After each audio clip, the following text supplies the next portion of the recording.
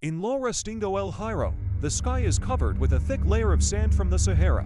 Air pollution levels are off the charts, visibility is virtually zero, and breathing is becoming truly difficult. The town is literally deserted. The streets are empty, and Restingo is deserted, as authorities have declared a state of emergency and advised residents not to leave their homes due to the serious health risks. Dust filters through closed windows, and the sun has become a dim spot. What you see in these shots are not filters or special effects from Hollywood movies about Mars. This is the reality the Canary Islands have awakened to.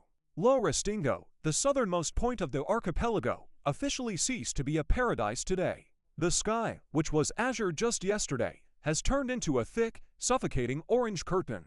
Calima. Everyone here knows the word, but no one was prepared for this scale. This isn't just dust from the Sahara. It's a multi-million particle stream of hot particles, lifted by the wind in the heart of Africa and carried across the Atlantic to rain down on El Hierro. But why is the sky so dark this time? Why does the air feel heavy, like lead? In this video, we'll walk through streets that no longer belong to people. Ghost town. Where are all the people? The most eerie thing about Restingo today is the silence. The usually bustling port, where you can hear the cries of seagulls and the laughter of tourists in cafes, has turned into a post-apocalyptic setting. The embankment is deserted. The port is dead calm. All the cafes are boarded up, and the terraces are covered with a thick, even layer of brown sand. The authorities issued an emergency warning. Air pollution levels are extreme. Stay indoors. And people obeyed. The city is deserted. The few people I managed to see behind closed windows look out into the street with alarm.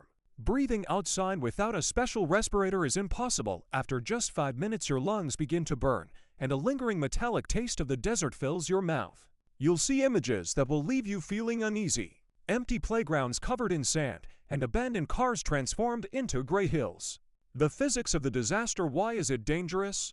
Many people think that Calima is simply dirty air. But the intrigue lies in what lurks within this cloud.